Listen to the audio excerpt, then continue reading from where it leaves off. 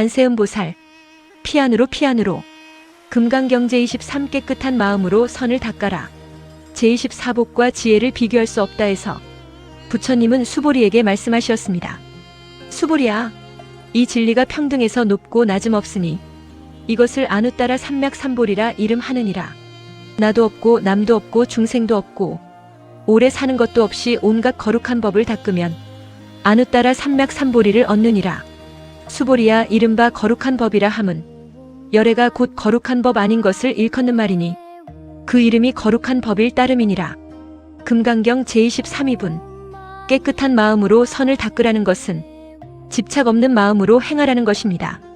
그 어디에도 걸림없이 당당하게 하는 것입니다. 중생의 마음자리나 부처님 마음자리는 본래부터 차별이 없습니다.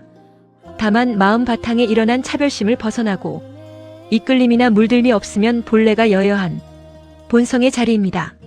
평등하다는 것은 상대적인 세계를 벗어버린 세계입니다. 나다 남이다 하는 데서 시비가 일어나고 좋다 싫다 하는 데서 욕심이 생기고 번뇌하는 괴로움이 일어납니다.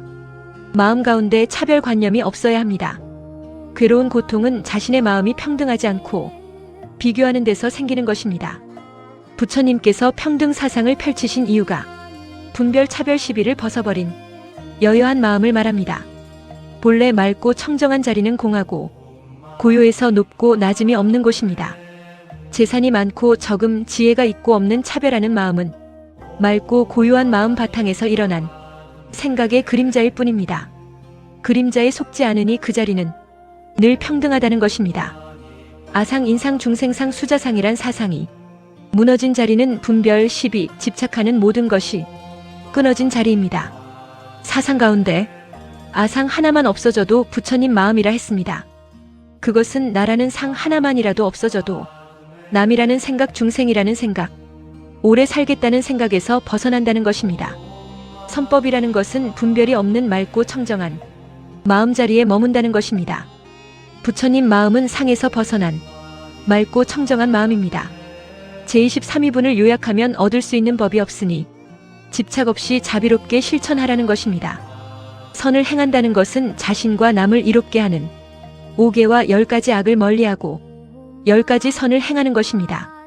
수보리야, 어떤 사람이 모든 삼천대천 세계에서 제일 큰 산인 수미산왕만한 칠보의 덩어리를 가지고 널리 보시한다 하여도 만일 또 다른 어떤 사람이 이 반야바라밀경에서 내지 네 글 귀의 개송만이라도 받아 지니고 읽고 외우고 남을 위해 설명해 주었다면 앞의 복덕으로는 100분의 1에도 미치지 못하고 100천만억 분의 1에도 미치지 못하며 숫자가 있는 대로 다 모아서 비교하더라도 미치지 못하느니라. 제24복과 지혜를 비교할 수 없다. 삼천대천 세계에 가득한 칠보를 보시하는 공덕도 금강경 사구계를 수지독송하고 남에게 설해주는 지혜의 복덕에 비하면 100분의 1, 천만억 분의 1에도 미치지를 못한다고 부처님께서 말씀하셨습니다. 물질을 쌓는 복덕은 언젠가 소멸이 되지만 지혜는 내면의 무명을 깨치고 본래 면목을 깨닫게 하는 힘이기에 비교할 수 없습니다. 그러므로 불자들은 경전을 읽거나 법문을 듣는데 그치지 않고 진리의 이치를 제대로 삶에 반영하여 실천하는 것입니다. 그래서 보시바라밀에는 법보시, 제보시, 무해보시 순으로 되어 있습니다. 절 집안에 들어와서 가장 먼저 해야 할 것이 부처님 공부라는 것입니다. 부처님 공부가 되어 있지 않으면 눈으로 보는 상, 귀로 듣는 상, 입으로 말하는 상으로 분별 시비 집착이 되어 부처님 자식 노릇 제대로 못합니다. 진리를 깨달아 아는 마음은 욕망과 욕심에 끄달리지 않는 순수한 마음입니다. 이 마음은 맑고 청정해서 생사를 따르지 않는 것입니다.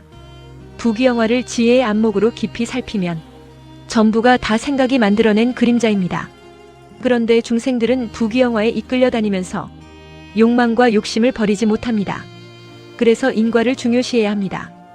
인과의 도리와 인과에 물들지 않는 도리를 생각해보고 우리가 부처님 공부를 하는 것이 얼마나 다행스러운 일인가를 알아야 합니다. 우리는 부처님 가르침을 잘 이해하고 신심 깊은 신앙심을 높여야만 스스로 마음을 깨달아갑니다.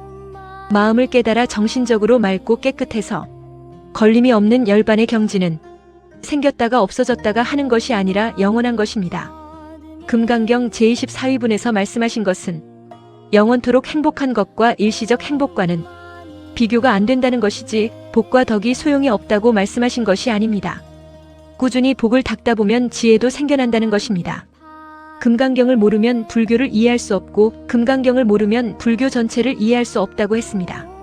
모든 부처님의 가르침이 반야의 지혜로부터 비롯된다면 이 반야의 지혜를 곧바로 드러내는 금강경이야말로 세상을 살아가는 우리들에게 더 없는 인생 교과서인 것입니다. 금강경을 독송하는 불자들은 법의 이치를 이해하려고 노력을 해야 합니다.